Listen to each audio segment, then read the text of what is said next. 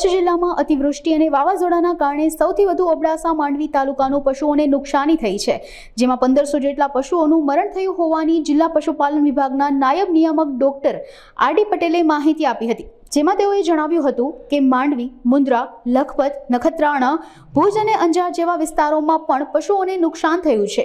અતિવૃષ્ટિ અને વાવાઝોડા બાદ રાજ્ય સરકારના હુકમના પગલે પશુપાલન વિભાગ સતત કાર્યરત રહ્યું છે અને અત્યાર સુધી 19,000 જેટલા પશુઓની રસીકરણ કરવામાં આવેલ છે। આ સાથે જ રાજ્ય સરકાર દ્વારા પશુઓના મરણના કિસ્સામાં પશુપાલકોને વળતર પણ ચૂકવવામાં આવશે અને તેના માટે હાલ અલગ અલગ ટીમો દ્વારા સર્વે કરવામાં આવી રહ્યું છે, તેવું પણ તેમના દ્વારા જણાવવામાં આવ્યું હતું। ડોક્ટર આર.ડી. પટેલ, જિલ્લા પશુપાલન અધિકારી, ભુજ। કચ્છ જિલ્લામાં તાજેતરમાં અતિવૃષ્ટિ અને ભારે પવનને કારણે જિલ્લાના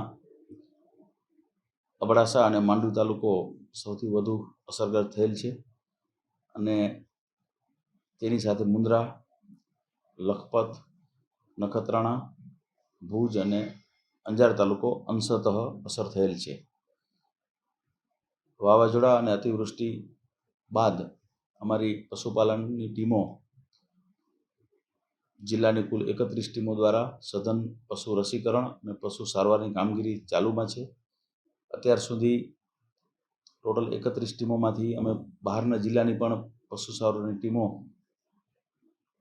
અત્યારે અમને મળેલ હતી અને સાથે સાથે પશુ સારવાર અને રસીકરણમાં ગુજરાત સરકારની જીવીકે 1962ની 16 એમ્બ્યુલન્સ જે ઓન કોલ જે તે પશુ દવાખાનાને ફાળવી અને ઇમરજન્સીમાં પશુ સારવાર અને પશુ રસીકરણની કામગીરી કરેલ હતી।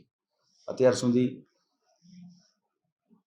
તારીખ 4 સુધી ટોટલ 61,387 પશુઓને રસીકરણ કરવામાં આવેલ છે અને 19,452 પશુઓને સારવાર અને કૃમિનાશકના ડોઝ આપવામાં આવેલ છે।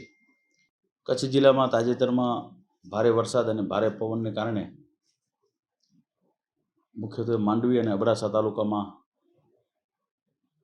પશુપાલનમાં વધારે નુકસાન થયેલ છે અને લખપત, નખત્રાણા, અંજાર, ભુજ અને મુન્દ્રામાં અંશતઃ નુકસાન થયેલ છે। પશુપાલનમાં વધુ પડતું નુકસાન અબડાસા તાલુકામાં થયેલ છે। જિલ્લાનું અત્યાર સુધી અંદાજિત અમારી પાસે જે ડેટા આવ્યા છે સંકલન કરીને 3,000 જેટલા પશુઓનું મરણ થયેલ છે અને જેમાં 70% જેટલું પશુપાલનમાં મરણ ઘેટા અને બકરા વર્ગમાં થયેલ છે। સૌથી વધુ પશુપાલનમાં મરણ અબડાસા તાલુકામાં થયેલ છે, જેમાં અંદાજિત 1,500 જેટલા પશુઓનું મરણ થયેલ છે। બાકી માંડવી તાલુકામાં 1,000 જેટલા પશુઓનું મરણ અત્યારે અમારી ટીમોએ જે ડેથ વેરિફિકેશન કરી અને જે સર્વે કરેલ છે તે નોંધાયેલ છે। પશુ મરણના સહાયની ચૂકવણી તાલુકા કક્ષાએથી તાલુકા પંચાયત મારફતે સરકારશ્રીના ધારાધોરણ મુજબ તાલુકા વિકાસ અધિકારી મારફત કરવામાં આવી રહેલ છે।